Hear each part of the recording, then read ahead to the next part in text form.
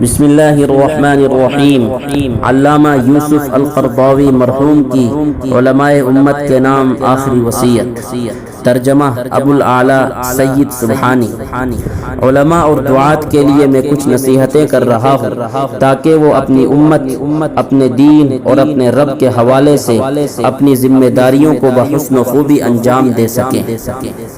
Number 1، ان کی وفاداری صرف اور صرف اللہ اور اس کے دین کے لیے ہونی چاہیے، نہ کسی قومیت کے لیے، نہ کسی وطنیت کے لیے، نہ ہی کسی تنظیم، جماعت اور شخصیت کے لیے، سوائے اتنی وفاداری کے جتنا کہ وہ اسلام سے قریب ہوں یا اس سے وابستہ ہوں۔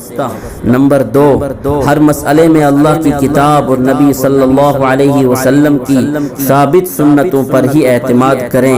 اسلام کی روح کو سمجھنے کے لیے اور اسلامی طریقہ کار پر گامزن رہنے کے لیے امت کے سلف صالحین کے اسوے سے رہنمائی حاصل کریں اور اسلام کو ان تمام بدعات اور انحرافات سے آزاد کرانے کی کوشش کریں جو صدیاں گزر جانے کے ساتھ ساتھ اسلام میں غلو پسندوں کی تحریفات، اہل باطل کی دراندازیوں اور جاہلوں کی تعویلات کی شکل میں اسلام میں داخل ہو گئی۔ نمبر 3، سرکش اور جابر حکمرانوں کے سامنے کھل کر حق کا اظہار کریں، امر بالمعروف اور نہی عن المنکر کرتے رہیں، اس سلسلے میں کسی ملامت کرنے والے کی ملامت کی پرواہ نہ کریں اور نہ کسی ظالم کے ظلم و جبر کی پرواہ کریں۔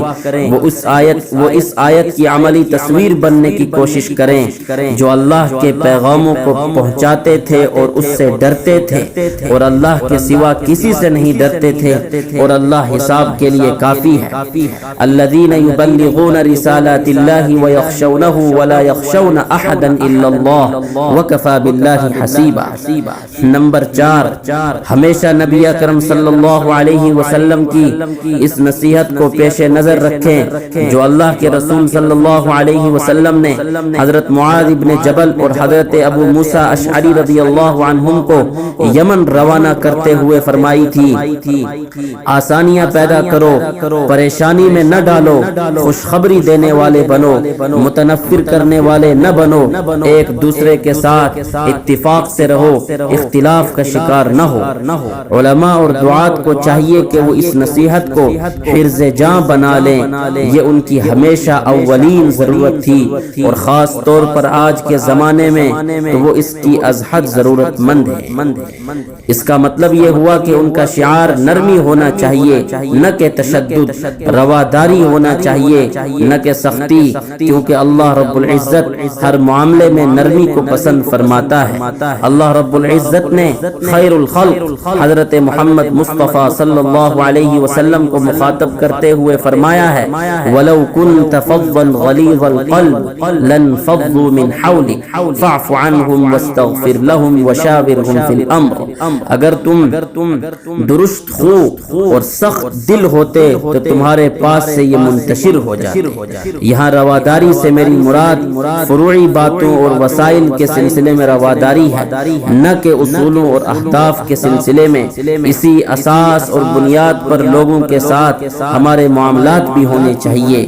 یہ بھی ضروری ہے کہ ہر وہ مسلمان جو آج کے دور میں فرائض کی ادائیگی کرتا ہے اور کبائر سے اجتناب کرتا ہے اس کو اپنا دوست بنا کر رکھیں، ہم اس کو اپنائیت کا احساس دلائیں، گرچہ اس سے کچھ ناپسندیدہ، مشتبہ اور صغیرہ گناہوں کا ارتکاب ہو جاتا ہو، لیکن وہ ان پر اصرار نہ کرتا ہو۔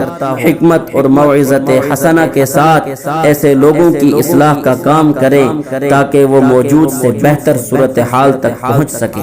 یہ بہت غلط اور خطرناک بات ہوگی کہ ہم ایسے لوگوں کو اسلام مخالف سمجھنے لگیں۔ اگر ایسا ہوا تو اسلام دشمن ان کو اچک لے جائیں گے، ان کو اپنا بنا لیں گے اور پھر ان کو امت اور دین کو نقصان پہنچانے کے لیے استعمال کریں گے۔